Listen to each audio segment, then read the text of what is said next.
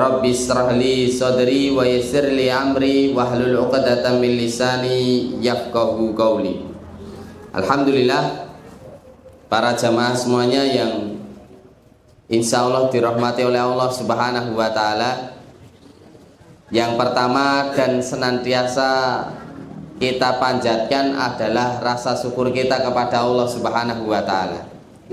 Semoga kita setiap harinya sering mengucapkan hamdalah, alhamdulillahirabbil alamin, agar ketika kita itu diberikan Allah rasa syukur, diberikan Allah rasa qanaah, menerima apapun takdir yang Allah Ta'ala berikan kepada kita. Semoga dengan rasa syukur itulah menjadikan diri kita bahagia ya Bapak Ibu, ya insya Allah. Kemudian ditambahkan nikmatnya bagi kita semuanya, karena jangan sampai kita kufur nikmat ya. Karena orang yang kufur nikmat, yang tidak pernah bersyukur itu mesti sengsara Pak. Karena yang dilihat itu hanya dunia, hanya kacamata dunia, bukan akhiratnya. Sehingga orang kalau mengejar akhirat semoga dunia insya Allah dapat, dan kalau mengejar dunia ya jangan berharap akhirat akan dapat. Tapi ingat, kita mencari dunia itu untuk kemaslahatan akhirat kita ya. Maka saya senang orang yang kaya tetapi kayanya itu dermawan ya. Dermawan itu suka sedekah, suka nolong tetangganya ya, suka nolong orang yang benar-benar membutuhkan.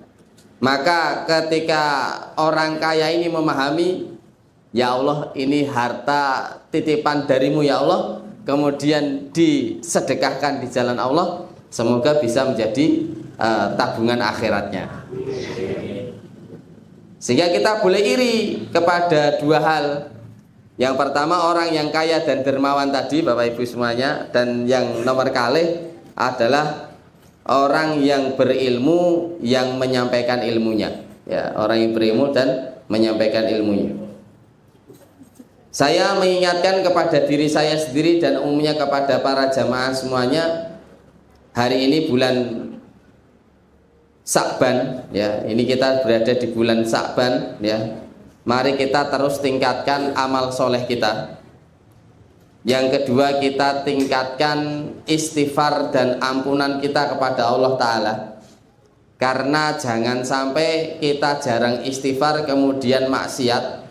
Karena maksiat itu penghalang seseorang untuk taat kepada Allah. Saya ulangi, maksiat itu penghalang seseorang untuk taat kepada Allah. Maka hindari maksiat, perbanyak istighfar, bertobat dan memperbaiki diri. Allahumma salimna ila Ramadan, semoga kita disampaikan Allah di bulan Ramadan insyaallah, amin ya rabbal alamin. Ini doa kita kepada Allah. Allahumma salimna ila Ramadan. Kanu yad'una Allah sitata ashurin. Bahkan para salaf itu berdoa kepada Allah 6 bulan sebelum datangnya Ramadan. Agar apa? Disampaikan umurnya di bulan Ramadan. Ini sudah mulai kita mungkin rapat jadi panitia Ramadan, atau yang kita di organisasi sudah mulai mempersiapkan bulan Ramadan. Tapi kan kita nggak tahu nggih, umur itu kan rahasia Allah Subhanahu wa Ta'ala. Sehingga jangan lupakan doa ini, Allahumma salimna ila Ramadan. Hafal nggih Bapak Ibu nggih? Sebenarnya ini panjang doanya, ada permintaan kepada Allah. Tetapi doa yang paling singkat itu tadi, Allahumma salimna ila Ramadan ya. Nomor 2, salawat serta salam tak lupa kita haturkan kepada uswah hasanah kita semuanya, baginda Rasulullah Muhammad SAW. Semoga kita diberikan Allah Ta'ala istiqomah di dalam ketaatan, istiqomah mengikuti sunnah, istiqomah senantiasa salawat atasnya Nabi SAW, agar kelak di yaumul qiyamah kita mendapatkan syafaat dari beliau, amin ya rabbal alamin. Baik, karena ini majelis tahsin dan terjemah tadabbur ayat, maka kita mulai majelis kita dengan Al-Fatihah. Karena di bulan Sya'ban ini termasuk para ulama juga menyebutkan bulan Al-Quran ya. Bahkan ada tabiin itu yang saya lupa namanya, mohon maaf ya. Ada kisah itu sampai menutup tokonya di bulan Sa'ban hanya untuk fokus kepada Al-Quran ya. Menutup tokonya ya, karena ingin fokus kepada Al-Quran ya. Alhamdulillah saya dan panjenengan dimudahkan hadir di majelis Quran, yang mana insya Allah kita mendapatkan syafaat di yaumul qiyamah, insya Allah syafaat Al-Quran, dan per hurufnya kita diberikan pahala oleh Allah Subhanahu wa Ta'ala. Maka dari itu saya tidak henti-hentinya, tidak bosan, mari kita semangat ngaji ya, untuk bekal kita mati ya kan. Mari kita semangat ngaji. A'udzu billahi minasy syaithanir rajim. Silakan.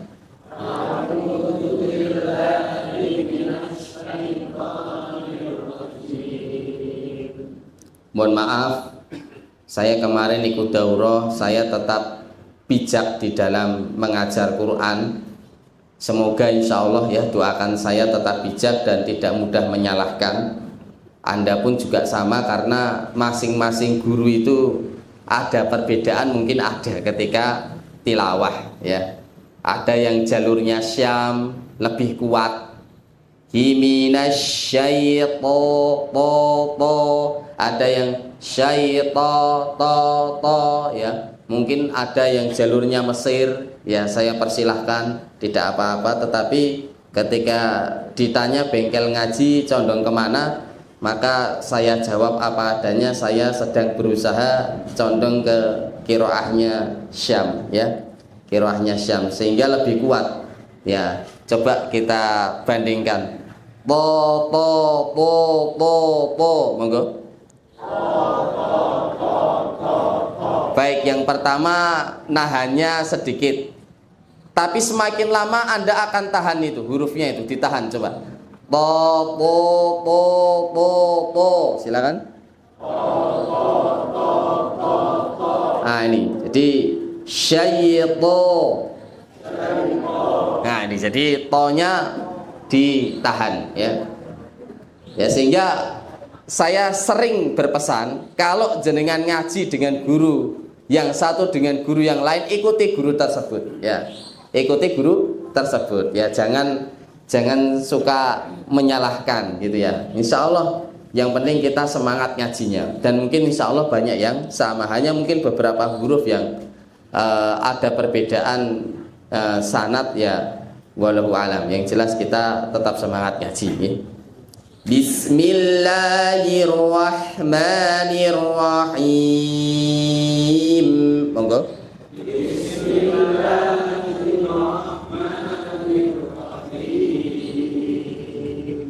Baik, kita buka mulutnya, hurufnya kita tampakkan satu persatu.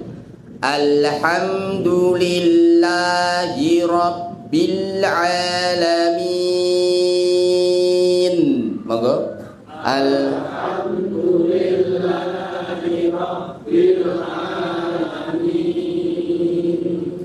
Kita tampakkan haknya keluar nafas. Tidak boleh langsung monyong. Ar, tidak boleh. Ro-nya yang tebal. Ar-Rahmanir-Rahim. Monggo.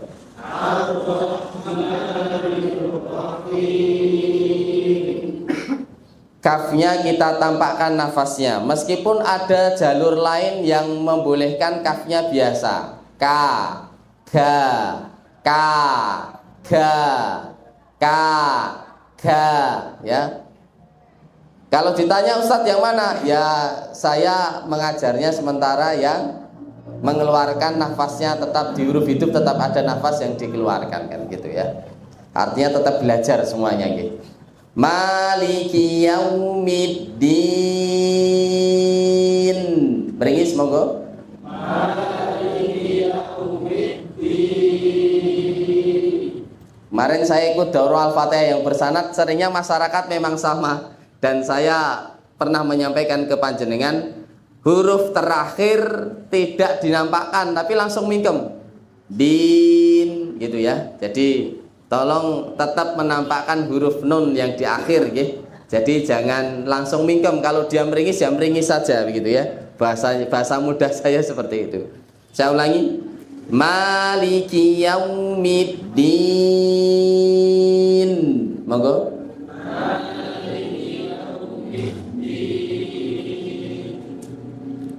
Iyyaka na'budu wa iyyaka nasta'in. Yuk. Iyyaka na'budu wa iyyaka nasta'in. Ada huruf yang dinaikkan nadanya itu disebut dengan nabr. Ya. Nah, iya, nah nih. Iya gitu ya. Tidak boleh iya gitu ya. Tapi ada naik kayak apa ngegas gitu ya. Nah, ini kalau ketemu huruf-huruf yang bertasdid ya, terutama ya tadi iya gitu ya. Kemudian ihdinas shiratal mustaqim. Monggo.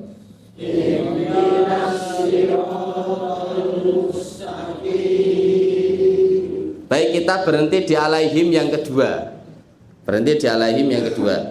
Shiratal ladzina an'amta alaihim ghairil maghdubi alaihim. Monggo. Shiratal ladzina an'amta alaihim ghairil maghdubi alaihim. Ya, jadi nanti ada tasdid yang dinaikkan. Nah, ini namanya nabr ya. Nah, silahkan Anda nanti cari nabr itu artinya apa sih kan gitu, dicari nanti ya. Nah, biar jenengan cari sendiri. Intinya ada suara yang dinaikkan gitu ya. Wairil maghdubi alaihim waladdallin.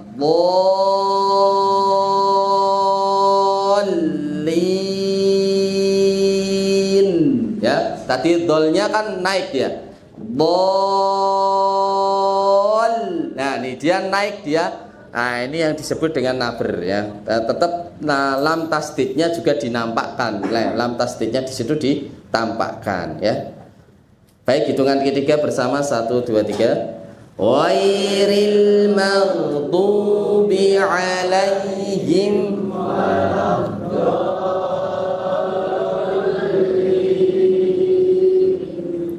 Alhamdulillah, semoga tahsin Al-Fatihah ini senantiasa jenengan ingat ya Bapak Ibu nggih, dan bisa dipraktekkan di dalam sholat ya. Baik, kita lanjutkan setelah surah Al-Kautsar, kita tahsin dan terjemahnya masuk di surah Al-Ma'un. Sedikit meringkas karena kitabnya ketinggalan ini, saya ringkas insya Allah ya. Ini ada panjang sebenarnya. Surat Al-Ma'un adalah surat yang turun di Makkah, maka disebut dengan surah Makkiyah, yang turun sebelum hijrah. Surat Madaniyah, ya kok mati ya? Habis baterai ya?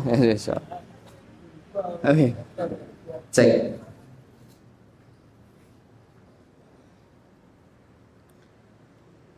Jadi di sini di antara surat Makkiyah atau surat Madaniyah ya. Surat ini memberikan penjelasan mengenai orang-orang yang mendapatkan ancaman karena mendustakan hari pembalasan.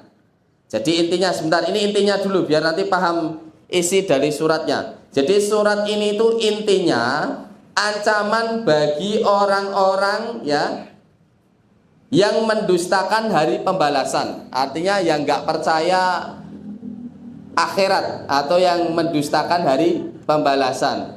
Atau maaf Bapak Ibu, ada yang mengatakan seperti ini, Anda kok bicara surga neraka, kan Anda belum pernah ke sana. Paham maksud saya? Nah, ini kan logika yang sesat ini Pak ya. Logika yang bahaya. Saya tanya, Anda meyakini surga dan neraka karena apa? Karena iman. Ini saya pertegasnya akidah ini. Anda meyakini adanya surga neraka, yang mana Allah Ta'ala menciptakan surga luasnya seluas langit dan bumi, Anda yakin itu karena ada iman di dalam hati kita. Ada iman di dalam hati kita. Kita yakin. Dan iman itu hanya cukup meyakini dan tidak bisa melogika. Belum lama Isra Mi'raj. Ada pengajian Isra Mi'raj di mana-mana di bulan Sa'ban ini. Atau mungkin di bulan Rajab kemarin Ustaz ya. Bulan Rajab kemarin, maaf, bulan Rajab. Nah, ini tadi malam ada pengajian Isra Mi'raj, nanti malam di masjid yang saya ngampu ternyata pengajiannya mundur di bulan Sa'ban. Tapi temanya masih tetap Isra Mi'raj. Kalau kita meyakini dengan logika nggak bisa. Kita harus meyakini dengan iman. Saya nggak bisa membayangkan sahabat dulu pernah goyah.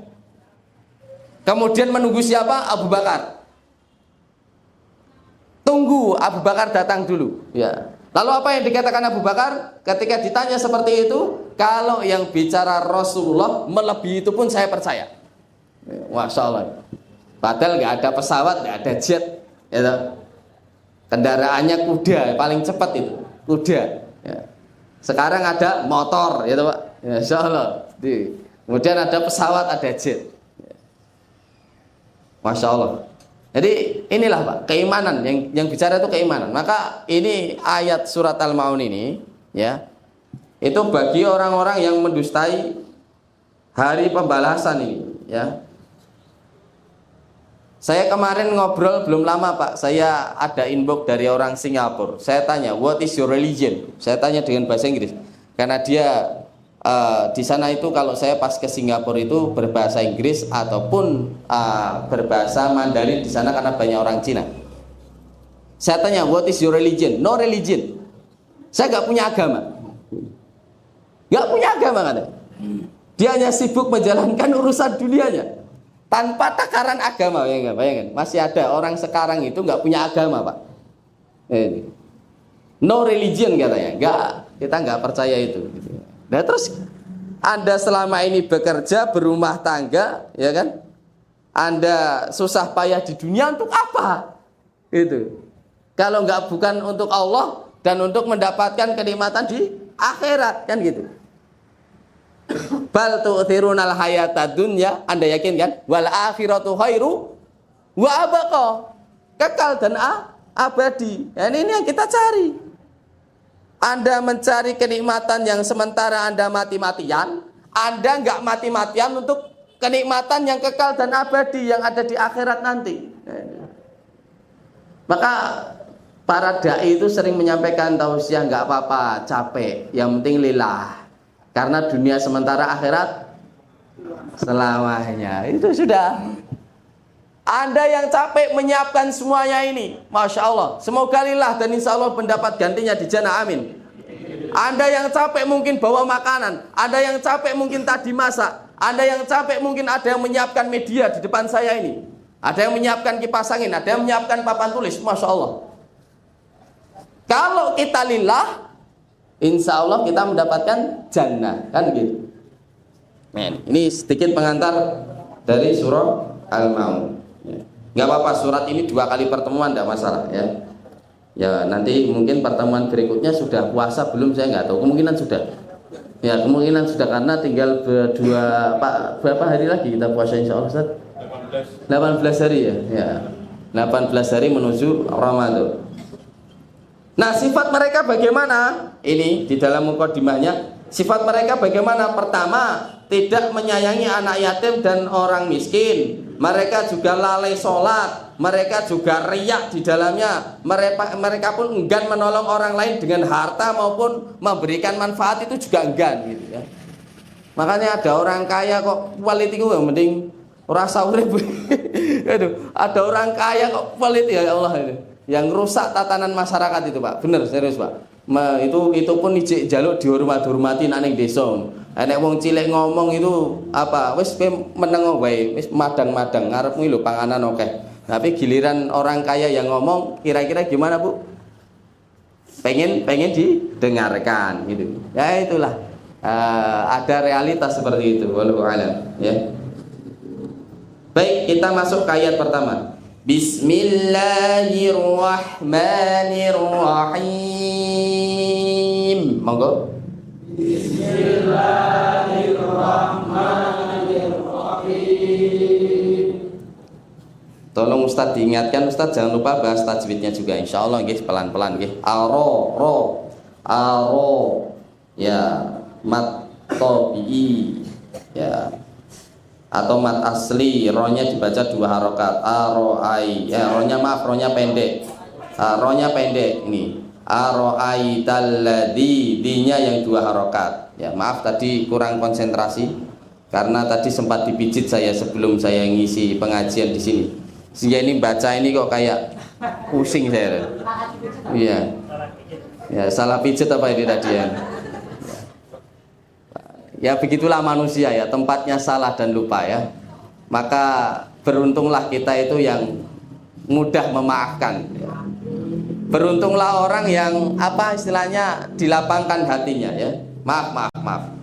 Aro'aital ladzi, tadi ronya pendek, dinya 2 harokat, yukadzibu biddin, ad-din, alif lam syamsiah, din, ya panjang, mat arid li sukun, ya, mat arid li sukun itu usahakan panjang, tidak apa-apa, ya, usahakan panjang, ya.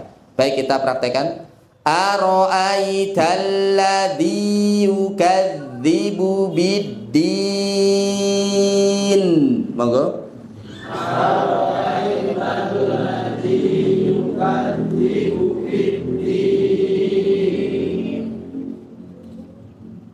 Saya lanjutkan ya. Jarur kiroahnya siapa? Ya, Imam Asy-Syatibi. Imam Asy-Syatibi dengan Thayyibatun Nasr beda ya. Kalau Imam Asy-Syatibi itu biasanya lebih panjang-panjang, bacaannya lebih panjang-panjang ya. Dan usahakan huruf ro-nya ini bisa tebal Bapak Ibu semuanya. Saya sampaikan ro, yuk silakan. Ro. Yang kurang coba tirukan. Ro. Nah ini ya, dia tebal ya. Ro-nya ro tafkhim ya, ro tafkhim ya. Karena dia berharokat fathah, Saya ulangi. Ara'aital ladzi yukadzibu biddin. Beringis monggo. Ara'aital ladzi yukadzibu biddin. Ya, saya sampaikan sedikit ya, ad-din. Dalam ayat di atas itu ada 4 pendapat ya. Pertama, din ini hukum Allah. Yang kedua, hari perhitungan. Dan yang ketiga, hari pembalasan. Dan yang keempat adalah Al-Quran. Ibnul Jauzi dalam kitab tafsirnya, ayat tersebut bermakna yang mendustakan hukum Allah, hari perhitungan. Nanti ada yang mengajar Quran, itu bukan masjid sunnah, ya udah tidak jadi ngajar ya.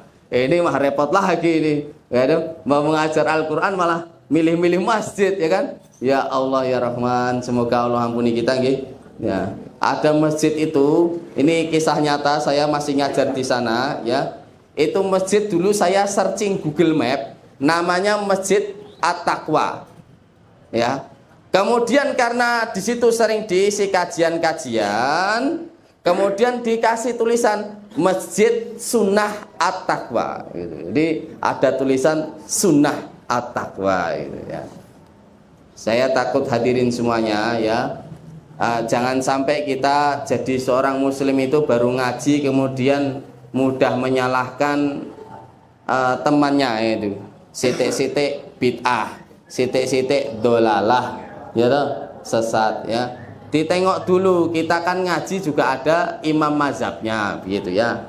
Mazhab siapa? Oh, mazhab Syafi'i begitu. Oh, kalau mazhab Syafi'i kunut subuh sunnah begitu. Bahkan dalam mazhab Syafi'i kalau kita lupa di dalam kunut subuh maka boleh sujud sahwi. Masya Allah ya. Ini kemarin saya nanya sama pakar madhab pakar fikih di pondok pesantren kami di Gunung Madu ya. Ustadz, kalau yang takbir seperti ini diputar tangannya itu mazhab apa Ustadz?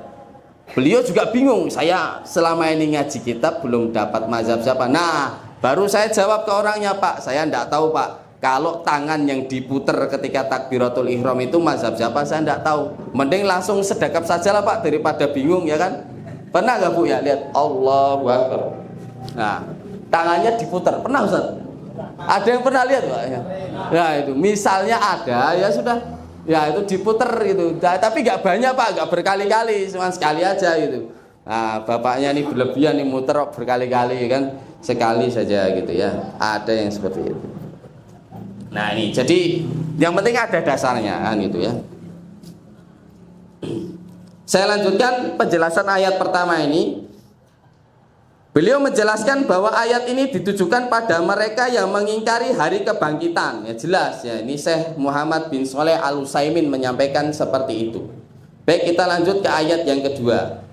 Nah, setelah menyebutkan mengenai orang yang mendustakan hari pembalasan, lalu disebutkan ayatnya lanjutannya nih ya. Ini langsung 2 ayat karena penjelasannya ini pas 2 ayat ini ya. Saya baca, fadzalikal ladzi yad'ul yatim. Baik, lihat mulut saya ada yang ditarik ini. Dulu sempat ingat enggak?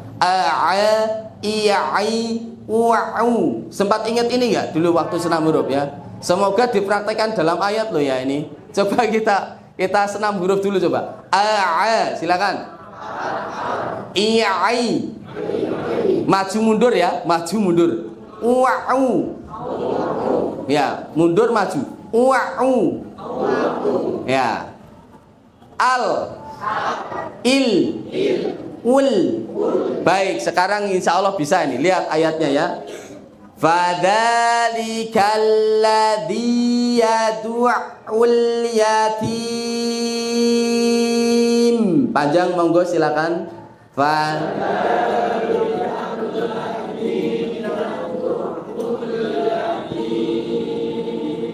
Bisa nariknya Pak? Mas, tarik ya Mas ya, biar kelihatan meringis ganteng Mas ya. Jangan yadu'ul gitu ya. Yadu'ul ya. Coba yang ini ya, yang ini aja deh, yang ini aja deh. Yadu'ul, silakan. Ada yang bingung, yadu'ul. Ya baru meringis.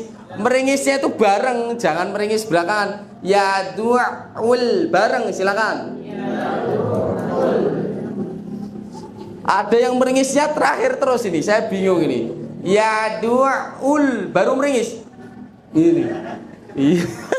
Artinya itu bareng, mengembalikan aslinya itu bareng ya. Ya jangan meringisnya di akhir ini namanya nih. Aduh.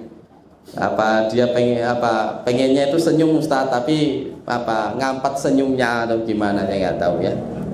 Saya lanjutkan ya. Tidak apa-apa, belajar ya. Wala yahuddu. Wah ini huruf yang keluar dari sisi lidah nempel ke gigi geram atas ya. Lihat caranya nih. Yahuddu, tak pelankan lagi. Yahuddu. Nah itu. Jadi tidak yahuddu, tidak ujung lidah, tetapi tetap memakai sisi lidah ini ya, sisi lidah nempel ke gigi geram atas ya. Baik, saya baca ini. Ya ini yang lainnya 2 harokat ya. Wala yahuddu ala ta'amil miskin. Meringis monggo. Wala yahuddu ala ta'amil miskin. Saya minta dunya jangan sampai terolor ya. Saya ulangi. Wala yahuddu ala ta'amil miskin. Beringis monggo.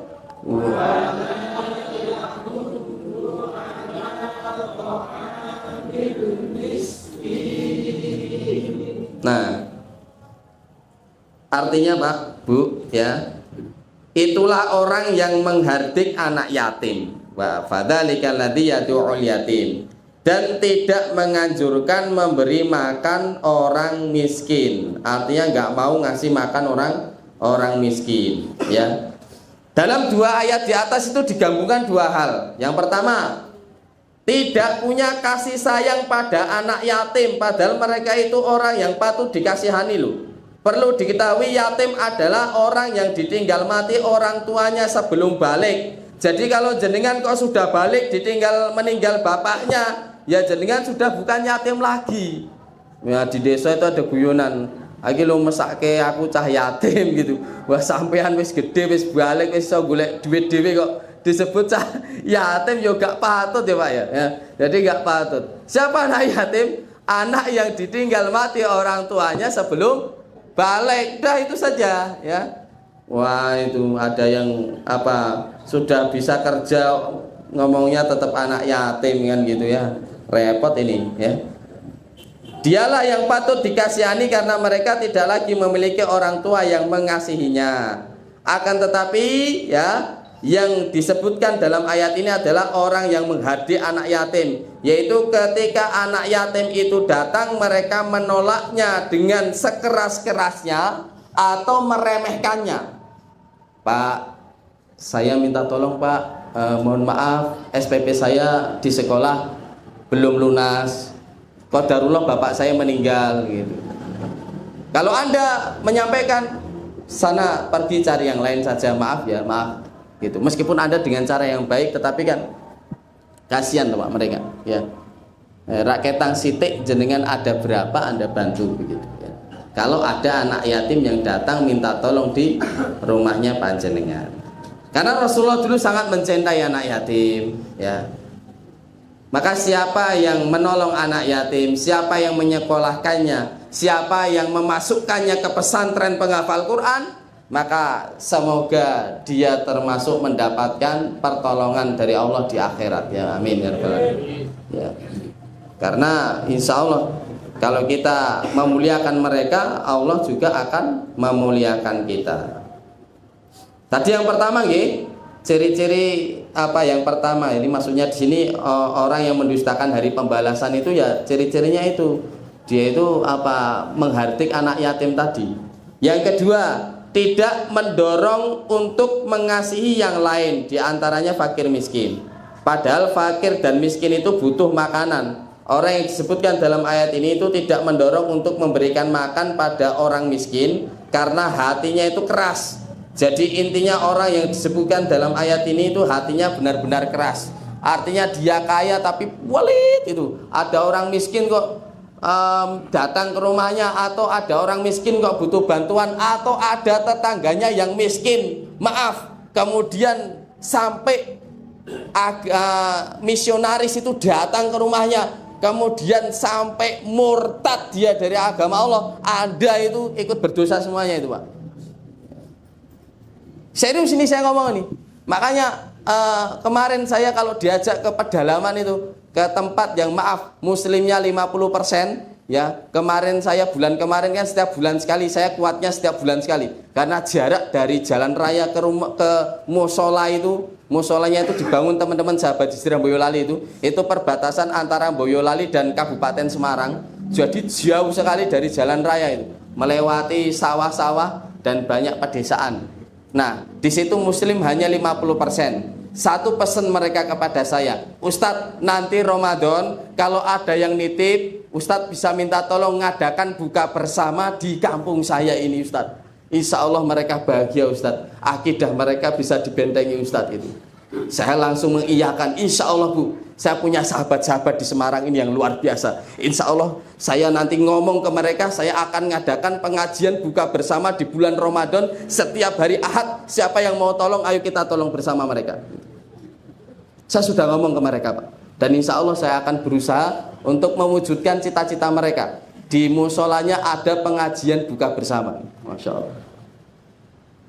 Saya pernah ngisi di sana, dan setiap kali saya ngisi di sana rutin, maaf, sampai sekarang Anda bisa mungkin tanya link-link yang ada di sana. Saya ngisi tidak memakai mic Ustaz, karena muslimnya 50% Bapak Ibu. Kemudian ketika saya wudhu mau sholat isya, ada rombongan yang pakai pakaian bagus, kayak orang mau ngantenan. Saya tanya, loh ini ada acara kemana Pak Bu? Saya tanya jamaah yang sholat di situ, Afan Ustadz, ini ada pembaptisan. Wallahi Pak, demi Allah, pas saya di sana ada acara juga di tempat lain, satu kampung itu ada pembaptisan. Maka hadirin yang dirahmati Allah Subhanahu wa taala, maaf ini mungkin motivasi bagi diri saya. Ada yang menyampaikan, rata-rata ustadz di sana sering ganti-ganti ustadz lah. Kenapa Bu? Mungkin karena jaraknya yang jauh, mereka tidak kuat rutin gitu. Ya. Silakan teman-teman yang mau hadir nanti bisa mampir ke Simo. Nanti dari rumah saya sekitar ya 30 menit lah, 20 menit dari rumah saya. Nanti kita silaturahim ke sana. Mungkin ada acara bakti sosial apa, monggo saya persilahkan kita bentengi akidah mereka di sana insyaallah. Barakallahu fikum insyaallah. Jadi hadirin yang dirahmati Allah Subhanahu wa taala, saya teringat mereka ini Pak. Jadi jangan sampai karena faktor ekonomi tadi ya, ayat ini kan, karena miskin, kemudian yang bantu bukan muslim, ya. Siapa yang bantu orang lain? Datang bawa sembako, bawa apa? Uang, ya kan? Kemudian Anda mau saya kasih rutin, mau, nanti ngaji dulu sama kami ya gitu. Ya repot juga nih Pak ya. Hati-hati. Wallahualam bisa. Ya. Hadirin yang dirahmati Allah Subhanahu wa taala, dan ini nyata. Dan ini nyata. Ya. Maka Papua dulu itu banyak yang muslim juga sebenarnya. Tapi mereka sengaja dimiskinkan. Dan mereka banyak didatangi misionaris-misionaris di Papua sana. Maka jangan heran suara pemilu kemarin di Papua itu diotak-atik, digelembungkan dan lain sebagainya ya. Ya Allah, semoga kita benar-benar diberikan pemimpin yang soleh ya insyaallah. Amin insyaallah. Amin insyaallah. Hadirin yang dirahmati Allah Subhanahu wa taala, tadi dua ayat tadi intinya itu ya. Apa intinya tadi? Yang pertama, mereka yang menghardik anak yatim, dan yang kedua apa tadi Pak? Enggan memberikan makan orang miskin atau enggak mau bantu orang miskin tadi ya. Saya sampaikan kalau ada orang kaya, kemudian tetangga sebelahnya itu miskin-miskin, kok dia enggan membantu ya, saya takutnya terkena ini Pak, terkena ini. Apalagi kok tetangga itu melihat orang yang tidak pernah dia bantu kemudian keluar dari agama Islam hanya untuk kebutuhan ekonominya. Nah ini ya Allah, ya dia akan mendapatkan dosa ya. Ayat selanjutnya ayat ke berapa berarti ini tadi? 1, 2, 3, 4 ya. Fawailul lil musallin. Panjang silakan. Fawailul lil musallin. Ini memang ada yang ditarik huruf tadi ya. Fawailul lil musall ya. Lin ya Pak, jangan bingung Pak, semangat, ayo tasenya juga semangat ya. Fawailul lil musallin. Panjang silakan. Fawailul lil musallin. Ini dua ayat juga terjemahnya jadi satu. Alladzina hum salatihim sahun. Tarik ya, sahun ya. Baik, 1, 2, 3 monggo. Alladzina hum salatihim sahun. Ini ada ifah hakikinya, tolong dilihat.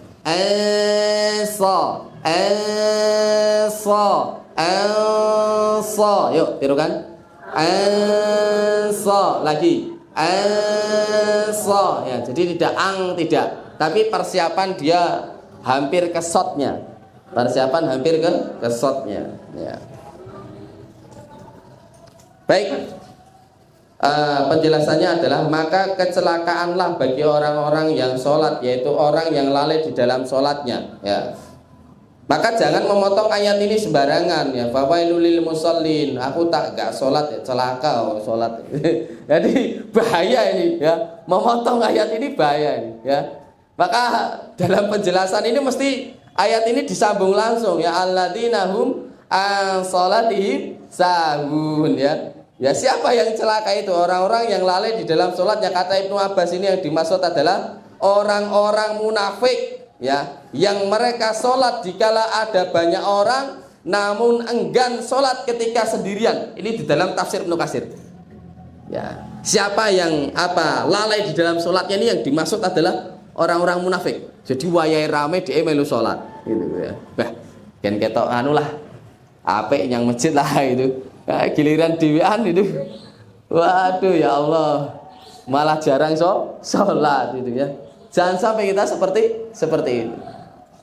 Maka wong munafikin nak kon sholat subuh ya angel. Ya. Nggih Bapak Ibu nggih. Ya. Nah giliran sholat maghrib bisa maghrib apa meneh Mas ya rame kan masjid wajar. Coba wong munafik kon sholat subuh, aduh, berat mereka ya. Maka nafas pagi itu begitu segar karena tidak tercampur oleh orang munafik. Gak kecampur ya, seger. Nah ini ya bangun di pagi hari. Maka ada sunnah mandi juga di pagi hari biar seger ini. Ya fresh itu. Ya. Wabil khusus yang gemuk-gemuk itu ya, saya minta tolong mandi pagi hari ya, biar seger ya, lemaknya juga bisa terkurang ya insya Allah ya. Yang gemuk-gemuk, yang kurus-kurus ya monggo silahkan ya. Tambah,